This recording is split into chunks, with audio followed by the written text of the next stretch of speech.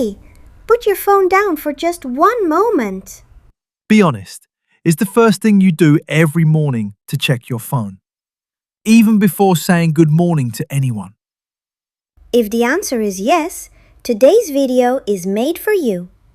Sophie and Liam are talking about smartphones, social media, and real life. And I promise, by the end, you will feel a lot better about your own life. Plus, your English is going to improve in the next 10 minutes, so stay right here. Let's go! Floating topic bubbles. Grammar, fluency, speaking, listening. Hello everyone. Welcome to Speak English with Learn, the channel where learning English feels like a real conversation. I'm Sophie. And I'm Liam. Hello to all of you, whether you are watching from the United States, the United Kingdom, Brazil, India, or anywhere else in the world. We are so happy you are with us today. We really are. Now, Liam, I noticed something before we started recording. Uh-oh, what did you see? You were staring at your phone for quite a long time. I was. I couldn't stop looking at my friend Marcus's new post. Marcus? What did he post? He posted photos of his new apartment. And Sophie, it looked absolutely incredible. Perfect white walls, big green plants, beautiful wooden floors, and this warm, golden light coming through tall windows. That sounds amazing. Then I looked around my own apartment. And? My table has 3 coffee cups on it. My plant is definitely dying. And my floor has shoes that I forgot to put away 2 days ago. Liam, I think you have just described the perfect topic for today. Social media and real life? Social media and real life. Because I know that feeling exactly. You see someone's beautiful photos online, and suddenly your own life feels small and grey. Right. My apartment is totally fine. It's a comfortable home. But after seeing that one photo, it suddenly felt like it wasn't good enough. That is the power of what we see online. And today we are going to talk about it honestly. Liam, I want to teach our viewers 2 very useful words. First, do you know the word filter? Like a photo filter, making colors look more beautiful. Yes, but there is a bigger meaning too. When we say someone filters their life online, it means they only show the best, most perfect moments. Nobody posts a photo of themselves looking exhausted before work. Nobody. But that happens to all of us, right? Of course, but online, we only see the filtered version. The perfect meals, the clean rooms, the happy smiles. The second word is curated, like a museum. A curator decides which paintings go on the walls and which stay hidden. We do the same thing with our social media. We choose what to show and what to hide. Speaking of that, let me tell you about my colleague Nina. Oh yes, the one who traveled to Paris? Exactly. She posted the most beautiful photos. The Eiffel Tower, a quiet cafe, a sunny afternoon by the river. In one photo, she was sitting completely alone at a little table with a coffee and a book. It looked like a dream. That sounds perfect. When she came back, I asked about it. She said she waited 30 minutes for the people next to her to leave. Then she quickly arranged the cup and book, took about 15 photos, and chose the best one. So the peaceful moment was actually 15 minutes of work. Exactly. That is a curated life. She showed the coffee, she hid the waiting, the noise, the tired feet, and the 15 rejected photos. And listen, Paris was still beautiful. Her trip was still wonderful. You do not need a perfect photo to have a real good experience. Quick pause. If your English is feeling good and you are enjoying this conversation, please hit the like button right now. It helps so many other learners find this channel. And if you are new here, welcome! We make real English conversations like this every week. Subscribe so you never miss one. Okay, back to our topic. Sophie, I want to talk about a very specific, very modern feeling. Have you heard FOMO? FOMO. Fear of missing out. That feeling when you see your friends at a great party and you are at home on your sofa in your pajamas. Oh, I know that feeling. You immediately think, why is everyone having fun without me? I had it last weekend. I was having a genuinely nice evening. Quiet night at home, a warm drink, a good show, very relaxing. I had it last weekend. I was having a genuinely nice evening. Quiet night at home, a warm drink, a good show. Very relaxing. It was perfect. But then I opened my phone and saw my friends at a rooftop bar. Everyone was laughing. The city lights behind them looked stunning. And suddenly, your cozy evening felt like a mistake? One photo completely changed how I felt about a good night. Nothing in my real life changed, but looking at that screen made me feel like I was doing something wrong. That is the comparison trap, and it moves so fast. But here's the thing. The friend at the rooftop, she told me later she had a headache all evening. The person who just bought a new car, he worries about the payments every single month. We see the best moment. We never see what comes before or after. Our brain compares your whole, real, messy behind the scenes to their highlight reel. That is not a fair comparison.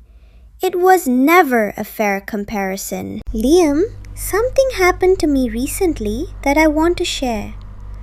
It was a little embarrassing. Liam, please tell me. Please tell me. I had dinner with two of my closest friends. A lovely restaurant, great food. We had been looking forward to it all week. That sounds like a perfect evening. But for the first 15 minutes, we barely talked to each other because we were all on our phones. One friend was posting a photo of the food. My other friend was replying to messages. And I was watching a short video. 3 friends at a table, all alone together. Alone together. That is exactly the right phrase. We were physically at the same table, but mentally we were all somewhere else with strangers on the internet. What did you do? I put my phone face down and said, "Can we just talk?" There was a strange silence for a few seconds, like we had forgotten how to just sit and speak without a screen. That is a little scary. And then we started actually talking, and it became one of the best evenings I had all year. We laughed until we couldn't breathe. We talked about real things, real problems, real dreams, real feelings. You can hear when someone is really happy. You can see when something is wrong, even if they say they are fine. There is no emoji in the world that replaces a real conversation. Sophie, one more thing. Do you care about likes? Honestly, a little. Last week, I took a photo of the sunset from my window. It was genuinely one of the most beautiful sunsets I had seen all year. I saw that photo. The colors were incredible. Thank you. But in the first hour, very few people liked it. And I started thinking, was the timing wrong? Was the photo not good enough?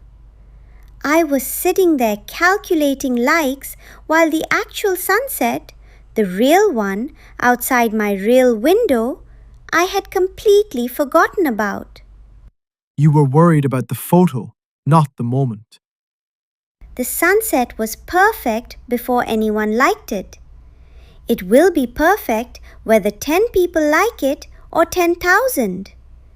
Real things do not need approval to be beautiful. So, what do we actually do? We can't just throw our phones away. We need them for work, for family, for everything. Exactly. This is not about hating technology. Social media has helped me stay close to people I love who live far away. I have discovered books, music, ideas, all through the internet. It is a powerful tool. The question is, who is in charge? You or the phone? I tried something small recently. When I eat dinner, I leave my phone in another room. How was that the first time?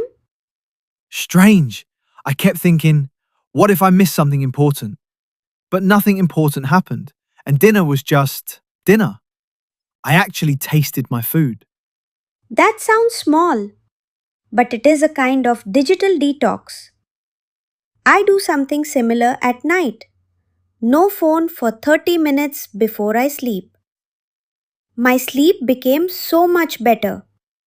I fall asleep faster and I wake up more rested. I need to try that. 1 week? 1 week. You will notice the difference. Okay, Sophie, you promised a tip, a real one, something that actually helped you. Here it is. The next time you are scrolling and you feel that grey feeling, that FOMO feeling, that my life is not enough feeling, stop. Put the phone down and do one thing that is completely real. Just one thing? Just one. Send a real message to a friend. Not a reaction, a real message. Make a cup of tea and actually taste it. Step outside and feel the air for 2 minutes. Write down 3 things that are good in your life right now. Not for anyone online, just for you. Because real moments actually fill you up. Scrolling just makes you want more scrolling. Real life, even the ordinary quiet parts, is actually beautiful if you slow down enough to notice it. The morning light, a stranger smiling at you on the street. Nobody posts that, but it is yours and it is real. We have a small task for you today.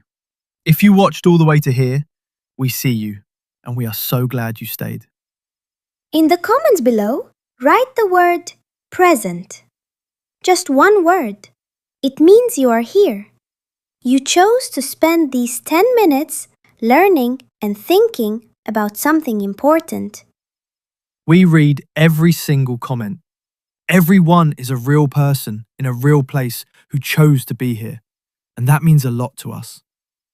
Before we go, Liam, what is your one real thing after we finish recording today?